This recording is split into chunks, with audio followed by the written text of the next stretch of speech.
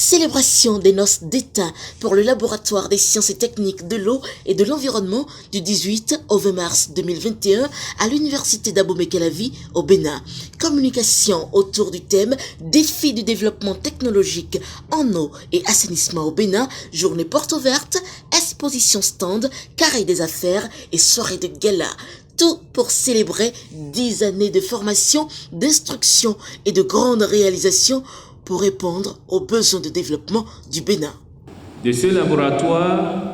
nous avons pu former des licences, des masters, et au nombre des masters formés, nous pouvons dénombrer aujourd'hui, et quand nous disons formés, qui ont reçu des formations théoriques et qui ont fait leur stage dans ce laboratoire et qui ont soutenu sous notre autorité, nous avons pu dénombrer au jour d'aujourd'hui 97 masters qui ont pris par le laboratoire, qui ont été formés. Nous avons pu former une quinzaine de docteurs, 12 directement formés dans ce laboratoire et 3 en co-tutelle qui ont été formés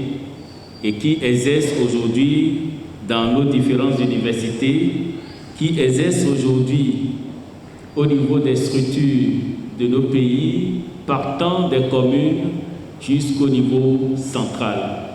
Il s'agit d'un laboratoire qui est au cœur du développement. Parce que ce ne sont pas des questions théoriques qui sont abordées, mais c'est des questions qui touchent au quotidien de chaque Béninois. Et ce laboratoire concourt à rechercher les solutions les mieux adaptées pour pouvoir faire face à ces problèmes-là. Malgré le peu de moyens,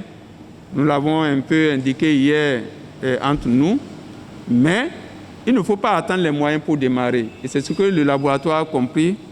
Et le point qui va être fait, malgré tous les problèmes, c'est pour pouvoir aller de l'avant et aller un peu plus loin.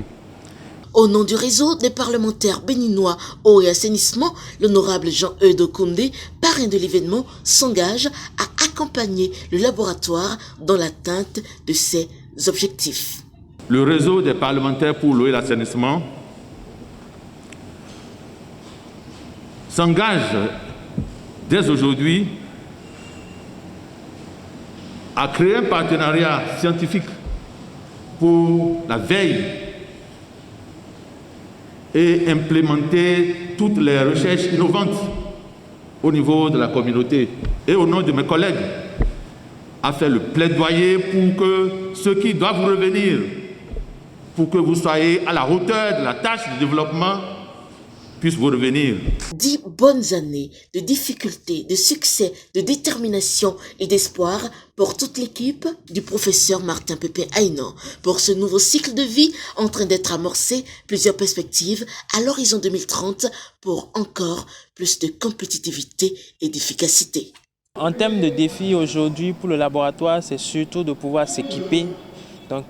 du matériel lourd, pouvoir renouveler le matériel qui est là, pouvoir assurer la pérennité de la formation en cooptant de jeunes qui soient vraiment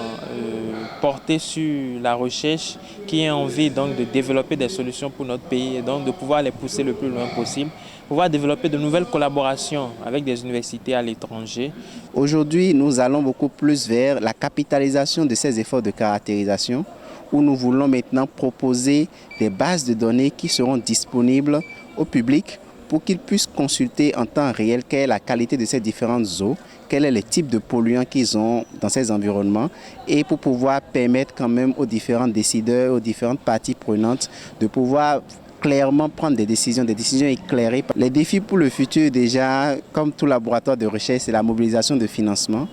Et au niveau du laboratoire des sciences techniques de l'eau, nous adaptons aujourd'hui une approche par projet où nous essayons de développer des projets qui intéressent différents acteurs, qui intéressent le monde professionnel, c'est-à-dire les entreprises, mais qui intéressent aussi les différentes ONG qui sont quand même très actives en termes de plaidoyer pour l'environnement. Nous essayons aussi de développer des projets de recherche qui intéressent la communauté internationale aussi, parce que beaucoup de d'acteurs de la communauté s'intéressent à ce qui se passe en Afrique et au Bénin. Les 10 prochaines années, il y a par exemple des thèses en cours de réalisation et au nombre de ces thèses, par exemple, il y en a pour la modélisation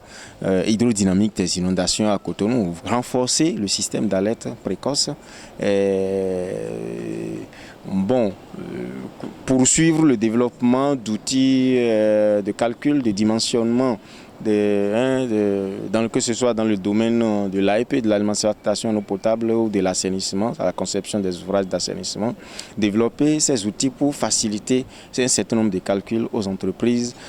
sans qu'ils soient obligés de recourir à l'acquisition de licences de logiciels qui coûtent aujourd'hui très cher. Responsables à divers niveaux, professeurs, docteurs, étudiants de ce laboratoire, tout le monde est invité à une implication et un engagement conséquent afin de mener à bien la mission, celle de garantir au quotidien au peuple béninois l'approvisionnement en eau potable et un environnement sain.